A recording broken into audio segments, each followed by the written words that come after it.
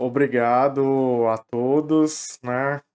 Eu queria desde já agradecer o convite e dizer assim que é muito bom estar aqui com vocês, né?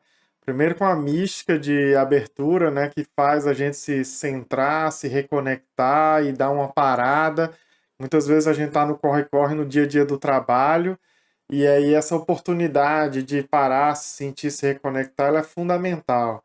E segundo, de ver, né, as falas iniciais do evento, tanta alegria, tanta vida, e tanta força, né, na busca de implementação dessa política, né? Isso nos reconforta, nos dá mais energia ainda para seguir continuando e pensando junto e trocando. E eu creio que as práticas integrativas têm tudo a ver com isso, né? Que é essa ressignificação do cuidado, ressignificação daquilo que a gente está fazendo, né? Para que isso chegue para os trabalhadores e para os usuários, né? Então, as práticas integrativas não são um conjunto de técnicas que estão lá disponível, mas ela tem essa possibilidade de transformar o olhar do que é saúde e isso beneficia a todos, né? Principalmente nós, trabalhadores da saúde, porque a gente adoece mais do que a população, né? O nosso risco de adoecer é maior do que a população que a gente está cuidando.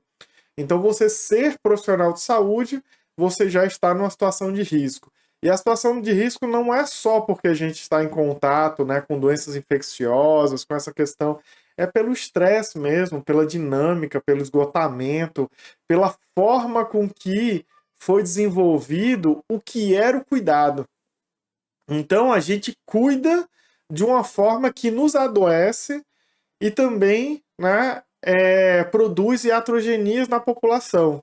Então a gente tem que realmente repensar essa estrutura do cuidado. Nos Estados Unidos, as intervenções de saúde passaram a ser a maior causa de morte, né, da população. Então veja, se elas não tivessem o contato com tantas intervenções, elas teriam menos mortalidade, adoeceriam menos e teriam menos morte. Então tem alguma coisa errada nesse modelo, né? E as práticas integrativas elas entram para ressignificar esse processo.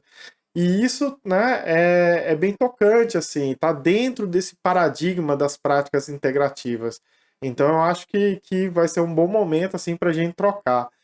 Um ponto, né, fundamental, você já sabe bastante, mas as práticas integrativas são uma iniciativa da Organização Mundial da Saúde, né, que valoriza as medicinas tradicionais complementares integrativas desde a década de 70 e tem isso como fundamental para promover essa saúde da população, né, a integração dessas práticas nos sistemas oficiais de saúde.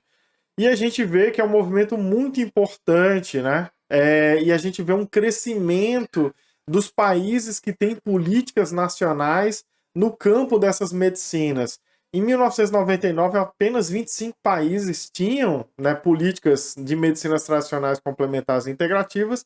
Em 2018, já metade dos países do mundo, dos 198 países, 98 já tem uma política nacional de práticas integrativas, né? No caso de medicinas tradicionais. Isso é muito importante.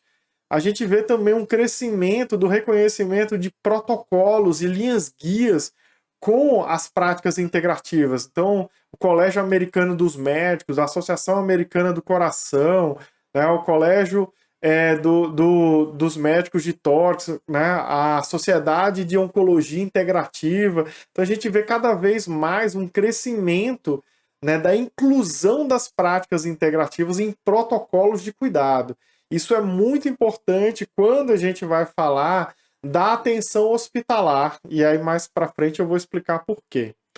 No Brasil, a gente teve grandes avanços também para reconhecimento dessas práticas integrativas. E olha que dado interessante o observatório traz que no ano passado, 2020, 61% da população utilizaram práticas integrativas no seu processo de autocuidado. Isso é mais da metade da população brasileira utilizando práticas integrativas. Mas uma coisa importante de analisar os dados é que quem mais tem acesso é a população que tem maior renda, né? Então, garantir que as práticas integrativas estejam implantadas no SUS é garantir equidade ao acesso a essas formas de cuidado, né? Porque quem tem recurso para poder pagar está tendo acesso e consumindo cada vez mais prática. Uma outra coisa interessante é que a pessoa não utiliza uma ou outra prática, né? A maior parte das pessoas que tiveram acesso às práticas integrativas utilizam 3, 4 ou mais práticas integrativas de forma integrada no seu processo de autocuidado. Nós temos um avanço no campo das evidências científicas, nós temos o Núcleo de Tradução do Conhecimento, né, que é uma parceria da Fiocruz com a OPAS e o consórcio acadêmico, que tem divulgado matérias importantíssimas sobre as evidências científicas em várias condições de saúde. E nós temos no Ministério da Saúde, foi produzido, né, enquanto estava na minha gestão até o final de janeiro, um conjunto de informes de evidências, né, sobre diversas coisas: atividade física, depressão, ansiedade, hipertensão, insônia, obesidade, saúde do trabalhador, transtornos alimentares. Então, evidência das práticas integrativas para essas questões. E aí já frisar que saúde do trabalhador é um ponto fundamental, né?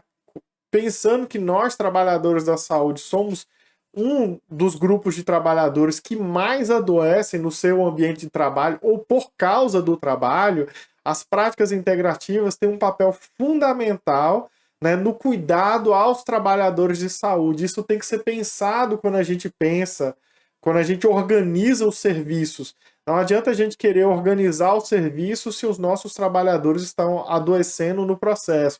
Então, isso pode ser feito em conjunto. Tá? Então, como cuidar melhor dos usuários e da população? E nós temos o nosso primeiro protocolo clínico do Ministério da Saúde, incluindo as práticas integrativas com práticas para cuidar do sobrepeso e obesidade.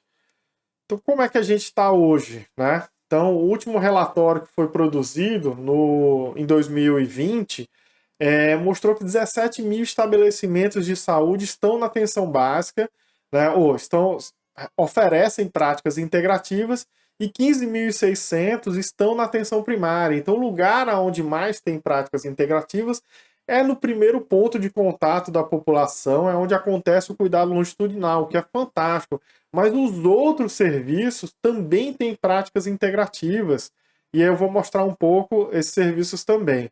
A gente percebe um grande crescimento do número de serviços que oferecem práticas integrativas. Então, em 2008, a gente tinha lá 660 serviços e fomos para mais de 11 mil cadastrados no Senes, mas quando a gente avalia a produção, a gente sabe que são mais de 17 mil estabelecimentos.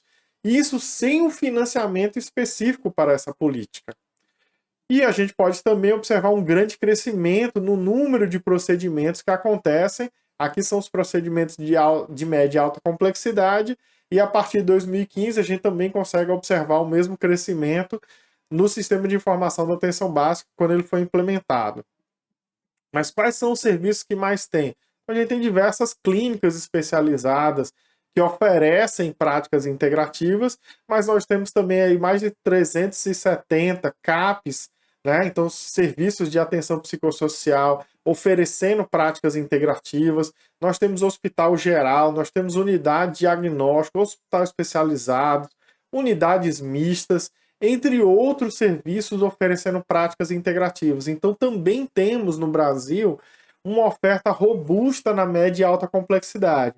No entanto, né, o Ministério, né, por diversas dificuldades, né, realmente de avançar, de financiamento, de ter uma equipe constante ao longo desses anos, né, fez com que a possibilidade de atuar em todos os campos da gestão fosse pequena. Então, nosso maior foco sempre foi a atenção primária como lugar prioritário de acontecer as práticas integrativas. Mas lá fora, nos países, né, europeus e também vários países asiáticos, nos próprios Estados Unidos, a maior parte dessas experiências acontece no ambiente hospitalar. Então a gente até iniciou em 2018, em 2017, a discussão para criar uma liga de hospitais integrativos, mas conseguimos pouco apoio da gestão naquele momento, né, de dar continuidade nesse diálogo, que o objetivo era ter uma troca de experiência entre os hospitais que temos no Brasil, que são mais de 300 hospitais que dizem ofertar práticas integrativas, só que a gente não sabe exatamente como isso acontece. Né? Então, o objetivo era fazer esse fortalecimento, assim como os CAPs também, os serviços especializados. A gente conhece algumas dessas experiências, mas era necessário fazer esse trabalho de conhecimento a fundo. Isso aqui é um panorama das práticas integrativas pelos estados. Então a gente vê aí que a gente tem, juntando média e alta complexidade, cerca de 2 milhões e 700, né, procedimentos de práticas integrativas, o que é um crescimento importante, mas quando a gente divide pela população, a gente tem apenas 13 procedimentos para cada 1.000 habitantes. Então ainda é uma oferta muito restrita no SUS, que a gente precisa ampliar essa oferta. Né? A gente tem diversos estados com políticas estaduais, o Rio Grande do Norte, né, um dos primeiros estados a implementar essa política estadual, né, alguns estados com financiamento estadual para ações de práticas integrativas e alguns estados que estão fazendo essa discussão para a implementação da política. Tá? Então, o objetivo da política é aumentar a resolutividade do sistema de saúde em todos os níveis de atenção. Então, não é só na atenção básica que a gente tem uma melhora do potencial de cuidado, um aumento da resolutividade. Também na média e alta complexidade, que eu vou falar um pouco mais para frente. E com isso, a gente tem um uso mais racional do sistema. A gente tem, né, tanto uma melhora da qualidade de vida da população, quanto a diminuição, né, dos custos em saúde. E nós temos algumas práticas que estão, né, que vão atuar na questão clínica, mas outras práticas que o objetivo dela é a promoção da saúde, né, a promoção de bem-estar, e um conjunto de práticas que vão lidar com as abordagens sociais e familiares, que eu vou dar alguns exemplos também. Então, essas aqui são as práticas, né, que foram implementadas em 2006, 2017 e 2018. Vocês conhecem, eu não vou me alongar aqui, mas vamos discutir um pouco, né, o modelo de cuidado que a gente tem hoje. Então, a gente tem um modelo de cuidado altamente medicalizante. É um de 50% a 70%, por exemplo, das consultas na atenção primária, eles geram a medicalização. Né? Então, mesmo numa consulta de primeiro tratamento, temos uma alta medicalização. Em consultas preventivas também, a pessoa vai fazendo um check-up e sai medicalizado, né? Ou, além de medicalizado, com excesso de exames, né, que dentro dos protocolos, o que se avalia hoje a partir das evidências científicas, não tinha necessidade, a gente tem dificuldade de discutir isso enquanto Estado, enquanto serviços de saúde. Por exemplo, tem alguns exames que a gente refaz e a gente recomenda que se refaça anualmente, e as evidências mostram que o excesso de rastreio gera um conjunto de falsos positivos, e esses falsos positivos muitas vezes são mais danosos para a população, né, do que uma quantidade menor de exames diagnósticos, por exemplo. Né? E isso, cada exame desse, de alta complexidade, ele tem um custo altíssimo para o Estado. Né? O Estado que é responsável, né, por essa oferta dos exames de alta complexidade é o órgão, né, é a unidade da federação que tem que avançar bastante nessa discussão do que realmente é necessário, o que realmente deve entrar dentro dos protocolos. Um bom exemplo é que, por exemplo, né, 27% da população adulta relatam ter dor crônica, em outras palavras, mais de 3 meses de dor. O protocolo do Ministério estabelece que a primeira conduta é diminuir a inflamação, né, mas é entrar com atividade física e fisioterapia. No entanto, não é a medicação não é recomendada como primeiro tratamento. No entanto, as pessoas, se a gente for ver a população, 50% das pessoas que estão sendo cuidadas estão utilizando medicamentos e apenas 18% fazem atividade física ou fisioterapia. Então, que modelo é esse de cuidado que estamos fazendo? 10 a 12% das consultas de atenção básica geram encaminhamentos para especialistas, mas o absenteísmo é mais de 50%. Então, a população não está indo para as consultas de especialista. Então a gente gera uma demanda de média e alta complexidade enorme e a população não acessa por diversos fatores que a gente pode fazer uma discussão. E o Brasil realiza, né, mais de 3 vezes ressonâncias magnéticas do que países como Estados Unidos, Alemanha e França. Né? Então tem alguma coisa errada. Né? Se a gente utiliza mais do que os Estados Unidos, por exemplo, né, que é um lugar que a gente sabe que o consumo de ações e serviços de saúde é altíssimo e sem necessidade também, por uma questão muito mais comercial, e a gente faz 3 vezes mais, a gente está muito fora dessa curva, né? Ainda bem que no serviço público essa curva é um pouco menor, mas ainda assim elevada. E 80% dos exames de imagem dão resultados normais. Então, assim, que modelo é esse de cuidado? Então, o papel das PICs não é substituir a intervenção. Eu vou deixar de dar um analgésico para a pessoa e vou lá colocar umas agulhas. Não é esse o objetivo das práticas integrativas, mas é fazer uma mudança né, de uma percepção crítica do que é saúde pelos profissionais e usuários. Né? Então, entender o que a gente está fazendo nos serviços e ter ferramentas para lidar com essas questões. Então, as práticas integrativas trazem esse paradigma do autocuidado apoiado, da mudança do estilo de vida, de ser um estilo de vida menos medicalizante. Então, mesmo em serviços de reabilitação, por exemplo, a gente tem várias opções terapêuticas, ou nos CAPs, por exemplo, da média e alta complexidade, a gente tem ferramentas para diminuir essa medicalização da vida que a gente tem. Né?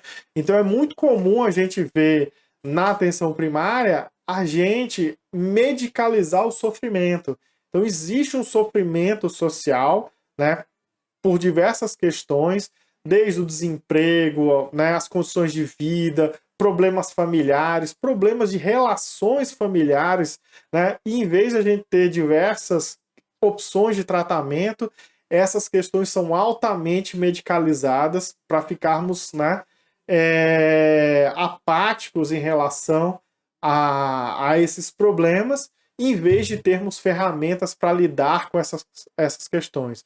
Então, o bem-estar e a aceitação de si mesmo também é algo fundamental no campo das práticas integrativas. Então, sabe-se, por exemplo, que pessoas que estão fazendo tratamento de obesidade, práticas como meditação e yoga, né, elas aumentam a aceitação de si mesmo, reduzindo o interesse e a necessidade, por exemplo, né, de cirurgias bariátricas. Né? Então, nós temos que entender que esse bem-estar produzido pelas práticas integrativas ele é fundamental de estar dentro da linha de cuidado de um conjunto de relações de cuidado que a gente tem no sistema de saúde.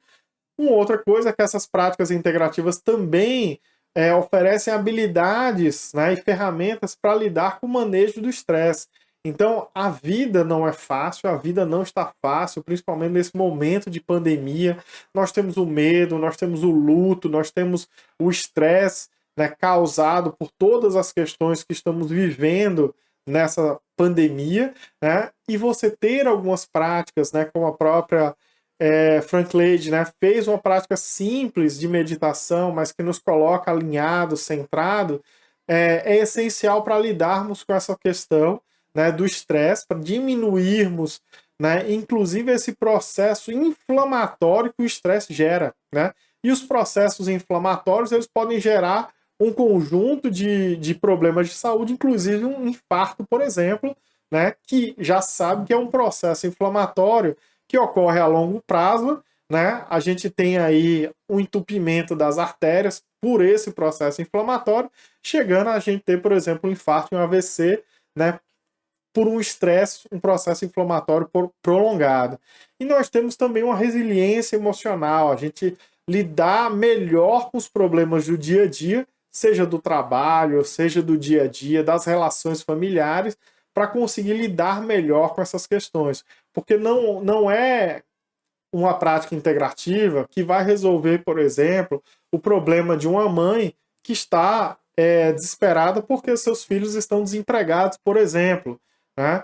Ou usando drogas ou, né, lidando com diversas dificuldades sociais. Então, a prática integrativa não vai resolver a questão social, mas ela vai lhe dar uma resiliência emocional, uma habilidade para lidar com as dificuldades do dia a dia, de conseguir se acalmar, para inclusive separar e ter capacidade, né, de atuar nesses momentos de dificuldade, né?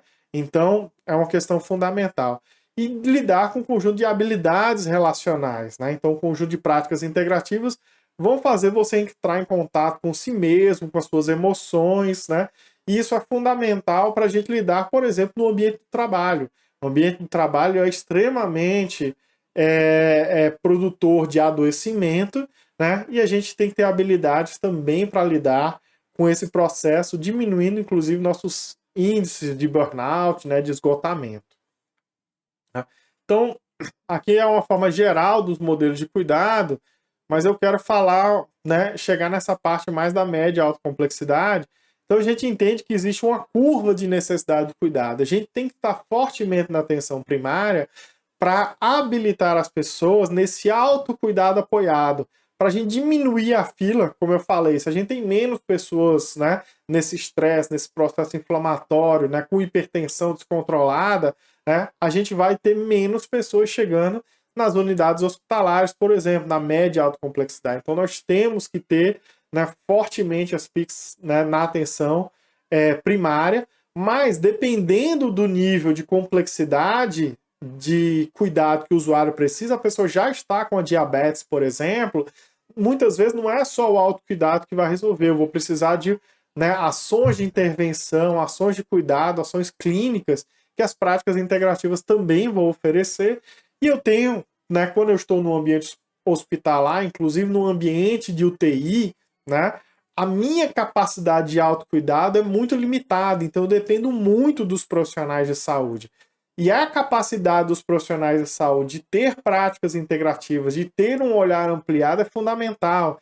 E a gente vai ver algumas experiências que eu trouxe aqui, por exemplo, né, onde, né, no ambiente de UTI, com pessoas com Covid, né, o pessoal está fazendo musicoterapia, por exemplo, para fazer com que as pessoas tenham uma sensação, né, de diminuição do estresse, de lidar com aquela sensação extremamente ruim de estar num lugar como UTI, e essa diminuição do estresse, com certeza, né, ela ajuda, né, a gente tem evidência de como o estresse ele dificulta, né, o processo de recuperação em qualquer tipo de doença, né, não específico do Covid, mas esse processo de cuidado é fundamental, né? Então, o olhar também do profissional de saúde para esse ambiente difícil que é a UTI, né, a enfermaria, alguém que vai passar por uma cirurgia, você ter ali uma técnica, né, como o reiki, uma técnica às vezes de massagem, até, né, a compressão, né, uma reflexologia nos pés, uma auriculoterapia, são exemplos de práticas de cuidado simples, mas que vão confortar aquelas pessoas que estão naquele ambiente de dificuldade do cuidado. Então, o cuidado, né, e a enfermagem estuda muito isso, não é apenas a intervenção, não é apenas a cirurgia, mas todo esse processo de cuidado durante o tratamento, ele é fundamental. Então, essa curva vai falar um pouco disso, da questão das condições crônicas. Nós temos desde cuidar da promoção da saúde até casos, né, extremamente complexos que vão se beneficiar da utilização de práticas integrativas. Então, serviços de PICS estão em todos os centros da rede. Na unidade básica eu já falei um pouco, né, do papel dela, mas, por exemplo, nós temos práticas que são fundamentais, como a arteterapia, a musicoterapia, né, que vão ser fundamentais, né, para essa reabilitação ou habilitação cognitiva e funcional, motora, né, tanto em crianças quanto idosos, né, ou pessoas com necessidades especiais, que são fundamentais. Então, a gente ampliar o leque terapêutico é muito importante, né?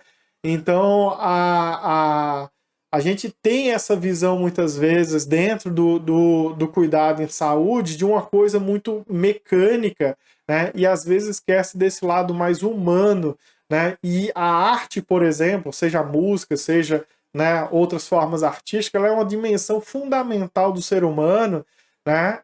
E ter práticas que ativem essas questões, muitas vezes elas vão ter um impacto motor muito maior do que apenas exercícios repetitivos que não tem um sentido, né, apenas, né, que tem um sentido apenas mecânico para a pessoa. Então, as práticas integrativas também trazem essa ampliação do olhar. E os serviços de práticas integrativas, eu vou deixar até a Natânia falar mais sobre isso, né? Eles são fundamentais para ser um espaço de oferta de práticas, né, que não muitas vezes a atenção básica não dá conta, né? Cada unidade básica de saúde ela vai ter uma capacidade de oferta de práticas integrativas, mas não é um profissional de saúde, ele não vai conhecer dezenas de práticas, né? Então, a possibilidade de você ter um centro de práticas integrativas como referência para o território, ele é fundamental para oferecer um conjunto de cuidados e um cuidado continuado que muitas vezes a atenção básica não vai dar conta. Então, por exemplo, né, o profissional saber alguns protocolos de acupuntura, ele consegue realizar na atenção primária, mas muitas vezes ele não vai conseguir fazer um atendimento de um grupo de pessoas, né, com acupuntura por 10, 15 sessões, por exemplo. Isso vai ser difícil implementar na atenção primária, né? Mas ele consegue aplicar protocolo de acupuntura em vários atendimentos deles, né, de forma tranquila, para questões que são específicas da atenção primária. Mas alguém que tem uma necessidade maior, ele pode se beneficiar disso num centro de práticas integrativas, por exemplo, para fazer esse cuidado ampliado de questões individuais. E também como espaço de atividades coletivas, né? E a questão hospitalar, como eu falei, lá fora tem muita experiência de práticas integrativas, algumas muito interessantes, outras que não fazem sentido para o Brasil, por exemplo. Então, tem muitos hospitais que têm grupos, né, de yoga, por exemplo, para a população que não está sendo cuidado no hospital, né, como o lugar de acesso a yoga. No lugar onde não tem atenção primária, isso é importante, aquele serviço, né? Mas se a gente tem isso nas academias da saúde, nas unidades básicas de saúde, no centro de PICs, né, esse serviço ele não precisa ser ofertado no hospital, por exemplo. Mas o hospital ele pode oferecer as práticas tanto para os pacientes internados, né, que tem um conjunto de necessidades de cuidado, seja de promoção da saúde, seja para lidar com aquele momento de dificuldade, ou também para os familiares que estão acompanhando pessoas nesse momento, né? Então, por exemplo, tem muitos hospitais que trabalham com câncer que, além de oferecer práticas integrativas para as pessoas que estão em tratamento de câncer, estão internados, eles também oferecem essas práticas para os familiares que também estão vivenciando aquele momento de dificuldade. E a gente sabe que o equilíbrio emocional dos familiares afeta o equilíbrio emocional do paciente que está internado. Então, né, no manejo das situações de saúde, é importante a gente pensar, né, que o indivíduo, não existe esse indivíduo que é isolado de tudo. Né? Ele está dentro de um ambiente, ele está dentro de uma família, ele às vezes, né, tem uma relação com a família difícil, mas ele tem amigos, por exemplo, ou outras pessoas que estão nesse processo de cuidado, e é um momento muito difícil. Então, as práticas integrativas trazem também essa ampliação do olhar. E a gente tem várias experiências no Brasil, como o próprio INCA, né, o Instituto Nacional de Câncer, que tem feito práticas integrativas como meditação para o cuidado dos profissionais de saúde, porque o nível de burnout nesses hospitais ele é altíssimo. E não só a quantidade de afastamento que a gente tem de trabalhos é muito alto, isso pesa para o próprio hospital, quanto as pessoas, os trabalhadores que estão, muitas vezes, pelo seu nível de estresse, acaba tendo uma relação muito ruim com seus colegas, né? O que aumenta ainda mais o estresse e esse estresse com certeza afeta a população que está sendo atendida. Então, ter práticas integrativas no autocuidado e os relatos dos profissionais que fazem isso no INCA, né, foram bem interessantes, foram apresentados pelo coordenador do núcleo lá, que é o José Coelho. Eles mostraram como as pessoas passaram a se sentir melhor, ter mais vontade de estar lá naquele ambiente, realizando aquele cuidado, porque é algo que as pessoas gostam de fazer, e também melhorar as relações com os seus colegas de trabalho, né, com o ambiente de trabalho. Então, vejo o potencial das práticas integrativas. Então, aqui são algumas imagens, como eu falei, a musicoterapia no ambiente de UTI, né, a maternidade fazendo, né, meditação, né, com os pacientes que estão ali, né, com os pacientes que estão acompanhando as crianças, também na UTI neonatal. A gente tem várias experiências de Chantala e musicoterapia em UTI neonatal também, reiki como, né, para os pacientes internados. Aqui a gente tem o Nupix, né, também, né, como um centro, né, especializado, né, fazendo cuidado da população. Então a gente tem muitas experiências maravilhosas aqui no Brasil, mas eu queria destacar uma experiência, né, da Alemanha, que é a Fielder Clinic, que é um hospital que é antroposófico, mas ele foi pensado desde o seu desde o cuidado ao pré-natal com práticas integrativas até os cuidados paliativos. Ele é um hospital que foi pensado até a sua estrutura arquitetônica como hospital integrativo. E é uma experiência muito interessante. Então, eles fazem lá, né, esse cuidado e muito protocolar, né? Então, eles têm muitos protocolos de cuidado com práticas integrativas para diversas questões. E aí eu vou dar um exemplo do Thomas Breitbart, que ele era o diretor, e ele, quando veio aqui em 2017, participou de um evento nosso, ele contou, né? Por exemplo, para desentubar um paciente é um momento super tenso, porque se ele tiver, né, muito acordado, muito aceso, muito tenso, você não consegue realizar esse procedimento, e aí normalmente se dá, né, um sedativo, algo para ele se acalmar, mas se ele, né, ele relaxa demais, digamos assim, ele dorme, você também não consegue realizar esse procedimento. Então o que eles faziam? Eles faziam uma técnica, né, da medicina antroposófica de aquecer o corpo com faixas quentes, né, então dá o organismo, né, seja como se fosse um abraço, né? Então, a medicina antroposófica vai explicar muito isso, né? E também com musicoterapia no ambiente, e eles vão lá observando a frequência cardíaca da pessoa. Quando está no nível ideal de frequência cardíaca, a pessoa está calmo, né, consciente, né? Mas num ambiente se sentindo acolhido, né, mesmo para realizar um procedimento complexo, eles vão lá e fazem um procedimento. Então, existe um protocolo para aplicação dessas técnicas no ambiente hospitalar, e com isso eles conseguem utilizar menos medicamentos, por exemplo. Isso é apenas um, né, dos exemplos que eles trouxeram, mas algo que a gente pode promover essa troca entre os hospitais brasileiros e também, né, entre nós, mas também trazer experiências de fora para a gente aprender com isso. Tá? Ótimo, é o último slide.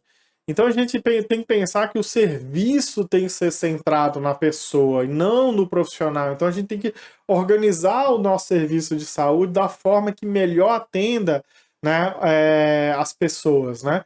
E um serviço multiprofissional também é necessário para atender essa complexidade do sujeito da comunidade.